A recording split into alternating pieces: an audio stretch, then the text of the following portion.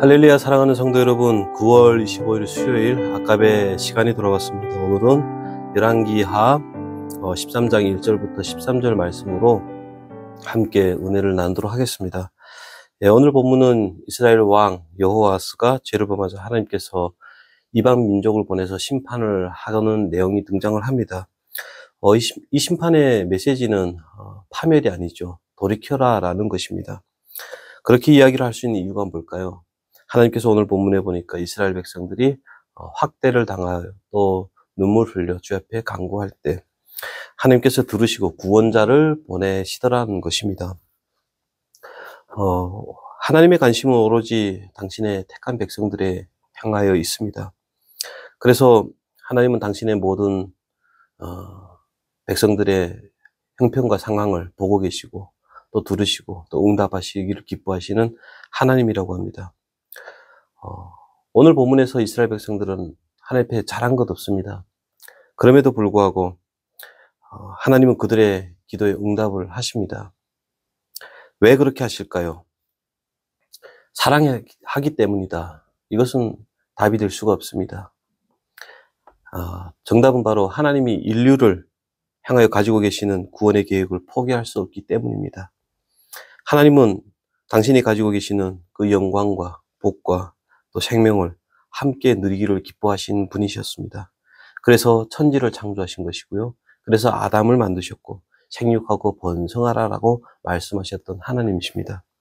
그러나 인간은 이 하나님의 의도를 모르고 피조물이 창조주같이 되려고 했습니다. 그리하여 세상은 흑암과 아픔과 눈물이 가득한 곳이 되었습니다. 하나님의 의도가, 하나님의 목적이 온전히 무산되는 순간이었습니다. 그럼에도 불구하고 하나님은 물러서지 않습니다. 하나님은 시대마다 당신의 백성들을 세우시고 인류를 향하여 발언하셨던 그 계획과 하나님이 가지고 계셨던 그 영광과 생명과 복을 함께 누리려고 그 계획을 이루어 가셨습니다. 성경에 바로 그것들을 기록을 한 것입니다. 아담과 셋과 또 노아와 아브라함, 이렇게 하나님은 시대마다 한 인간에게 찾아오셔서 말씀하시고 그의 삶에 깊이 간섭하셨습니다. 그렇게 조금씩 그 목적이 퍼즐을 맞춰져 갖고 마침내는 이스라엘이라고 하는 나라가 세워집니다. 그 나라를 세우기까지 하나님은 어떤 일들을 하셨습니까? 출애굽이죠. 10가지 재앙으로 애굽에서 이스라엘 백성들을 구원하십니다.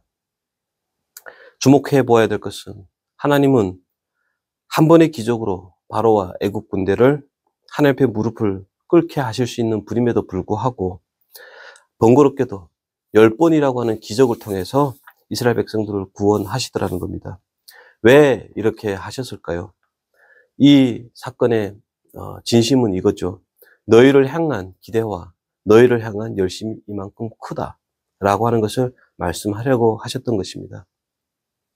이 일로 마침내 이스라엘이라고 하는 나라가 세워졌고 하나님의 주권과 통치와 복과 영광이 이스라엘 백성을 넘어 모든 민족에게로 흘러가게 되었고 모든 민족이 하나님을 경외하고 하나님의 복과 은혜 안에 들어와 하나님의 영광과 생명을 함께 누리게 될 그 하나님의 계획은 한 걸음 더 가까워졌습니다.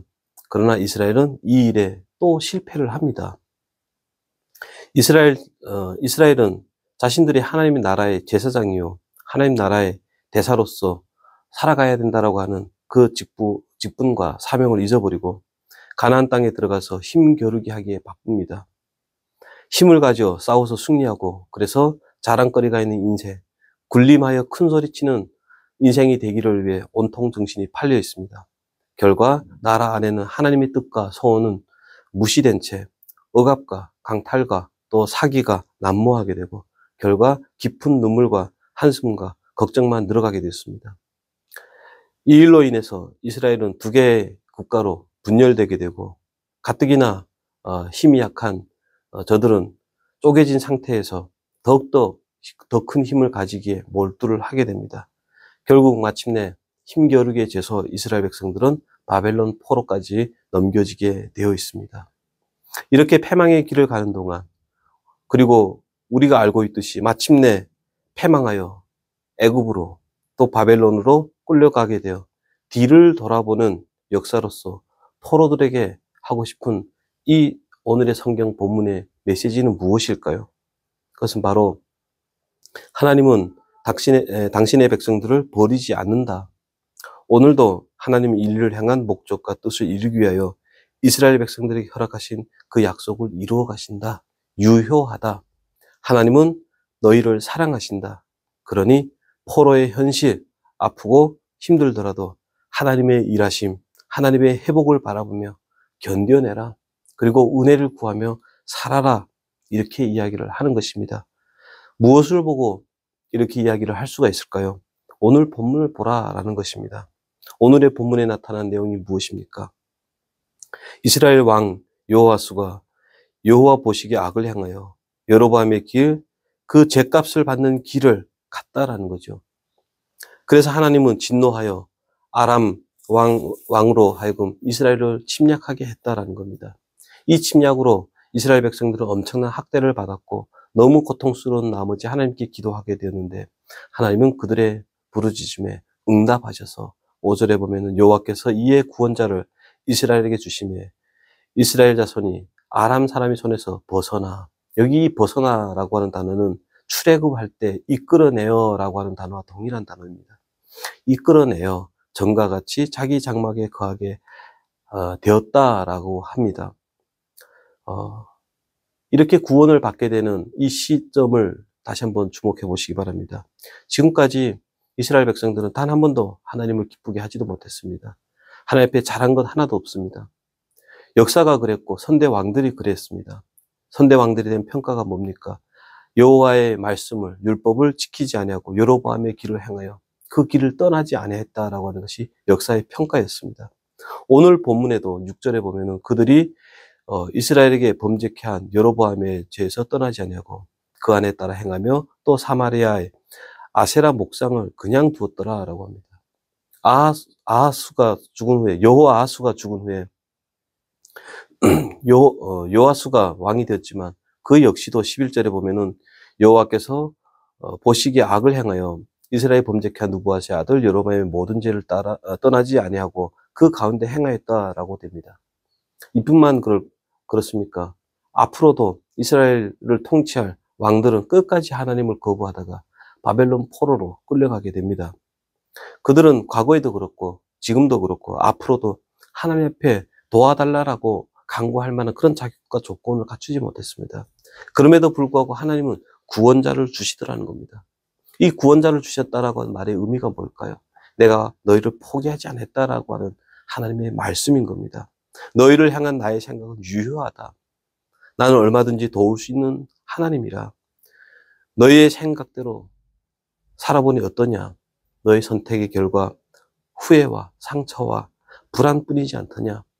빨리 내 앞으로, 내 안으로 들어오라. 너희의 참된 인간성과 목적을 찾아라. 나는 회복시킬 수 있는 자니라. 나는 너희가 돌아오기를 오늘도 애타게 기다리며 또 이렇게 기회를 준다. 그래서 너희의 부르짖음에 내가 응답한다. 이것이 성경의 메시지인 것입니다. 문제는 뭡니까? 우리는 언제나 돈만 바라고 나 혼자 행복한 삶을 사는 것에 만족합니다. 하나님의 뜻과 소원에 없습니다. 그래서 이스라엘 백성들이 무엇을 했다라고 합니까? 6절에 아세라 목상을 만들었는데 그대로 두었다라고 합니다. 아세라 신상이 뭡니까? 바알 신의 아내이고 풍요와 쾌락의 신 아닙니까? 이스라엘 관심은 그리고 우리의 관심은 늘 쾌락입니다. 풍요에만 있습니다. 나에게만 있습니다. 그러나 분명히 알아야 할 것은 하나님의 사랑과 도우심은 우리 자신만을 위해서 존재하지 않는다는 것입니다.